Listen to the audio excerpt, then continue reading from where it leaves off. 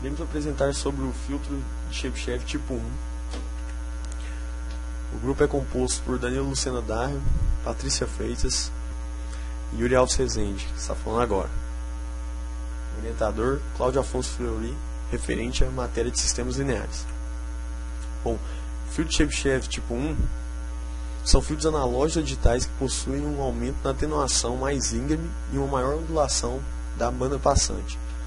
Os filtros Chebyshev possuem a propriedade de minimizarem o erro entre as características do filtro idealizado e o atual com relação à faixa do filtro, porém com ondulações na banda passante. A sua característica de amplitude e frequência de ordem n pode ser descrita matematicamente pela fórmula abaixo. Bom, esse é o gráfico de Chebyshev tipo 1. Bom, aqui é a banda de passagem.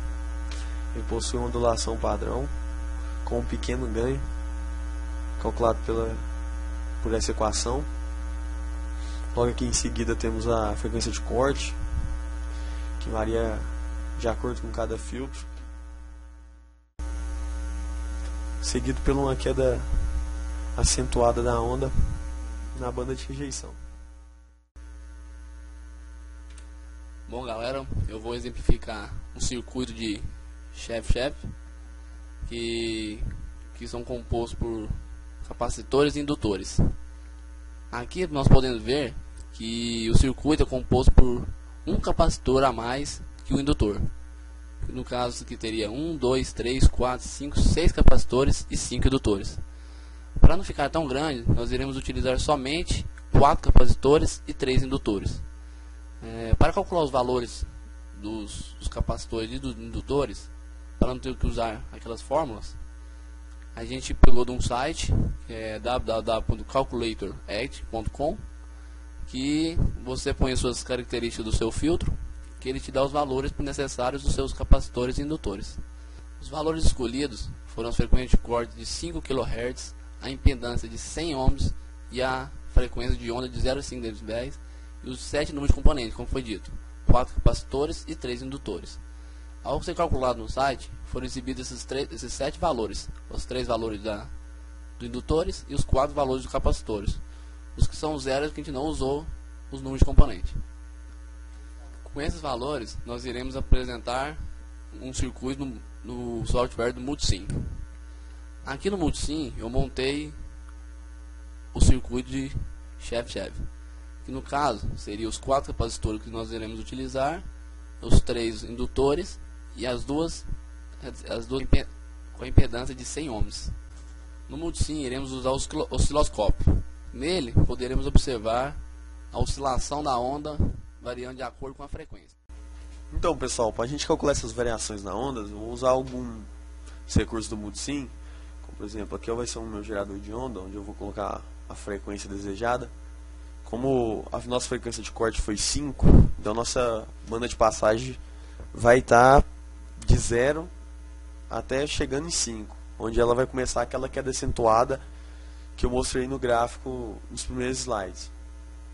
A tendência é sair um gráfico bem parecido com aquele, onde as ondulações vão estar na banda de passagem e a queda acentuada já na banda de rejeição, depois da frequência de corte. Também vou usar aqui o osciloscópio também, que vai me dar a onda, a variação, a onda de entrada e a de saída, onde a gente vai comparar uma com a outra, e os medidores aqui, onde vai dar a minha voltagem pico a pico. No caso de entrada, ela vai ser sempre 40, porque a gente quer calcular a variação, né? A de entrada vai ser sempre a mesma, e quem vai variar vai ser a de saída. E aqui na linha 2 aqui vai ser a nossa voltagem pico a pico de saída. Bom, aqui eu vou colocar na banda de passagem, vou colocar, já está aqui uma frequência de 1 kHz.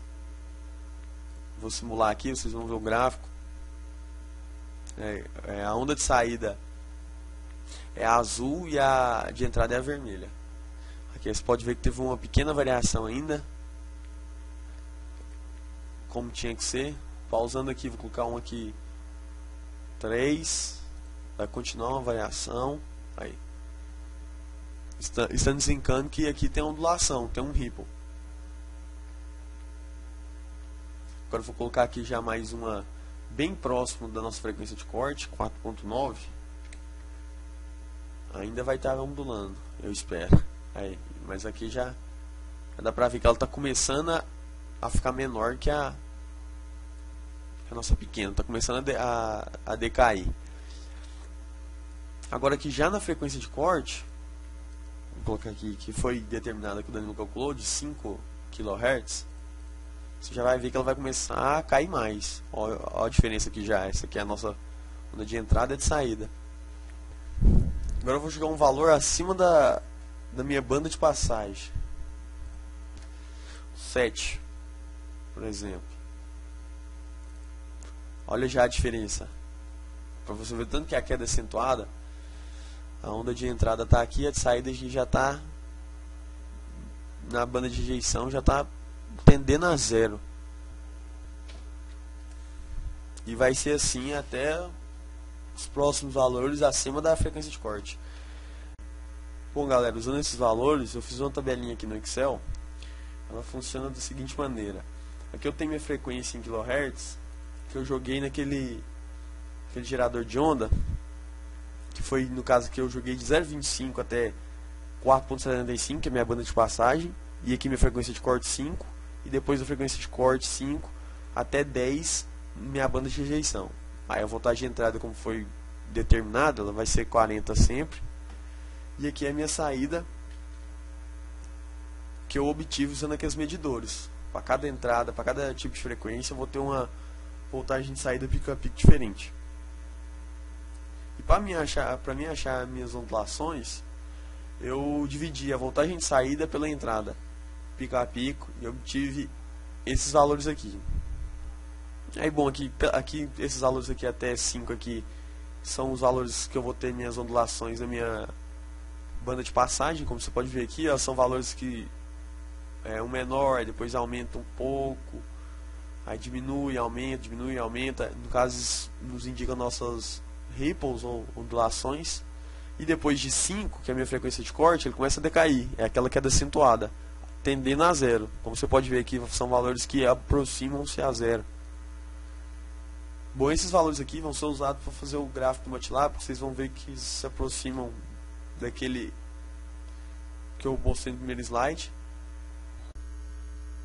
Então, aproveitando os valores obtidos pelo URI, vou pegar esses valores da frequência na primeira coluna com os valores da quarta coluna, que são a diferença, a divisão entre a terceira e a segunda coluna, que são a voltagem de pico a pico da entrada e da saída.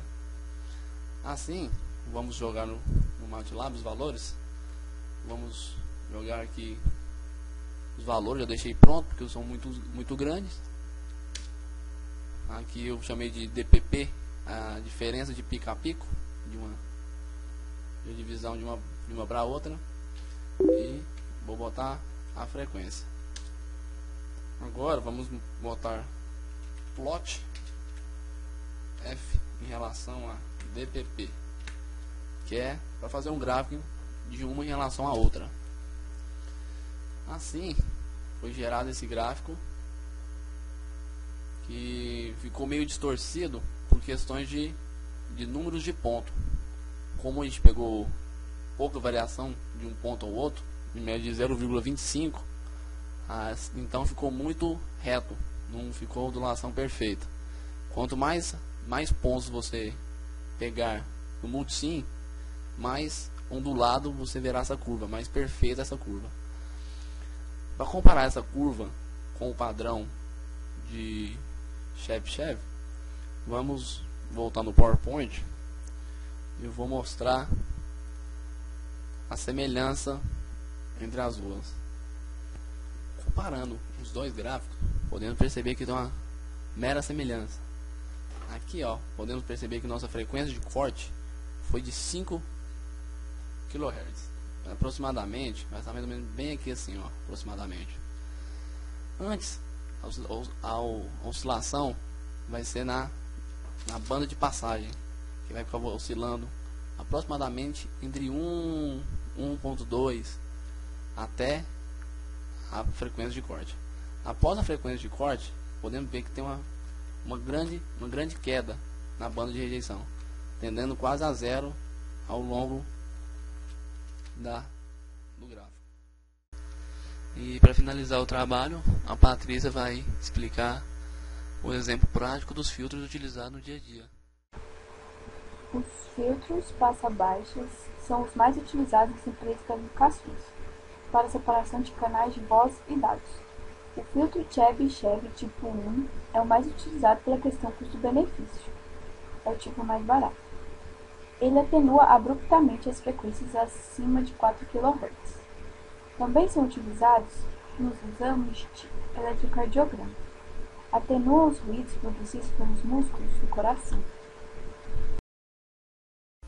Podemos concluir então que o filtro Chebyshev passivo tipo 1 tem como principal característica suas ripples serem na banda de passagem, diferentemente do tipo 2 ou Chebyshev invertido, onde suas ripples são na banda de rejeição.